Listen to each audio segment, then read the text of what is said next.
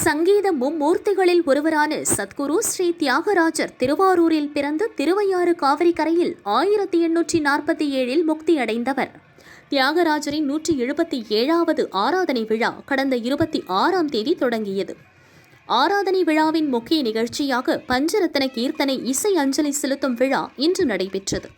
பல்வேறு பகுதிகளிலிருந்து வந்திருந்த 100க்கும் மேற்பட்ட இசை கலைஞர்கள் பஞ்சரத்ன கீர்த்தனைகளை பாடி தியாகராஜருக்கு இசை அஞ்சலி செலுத்தினர்.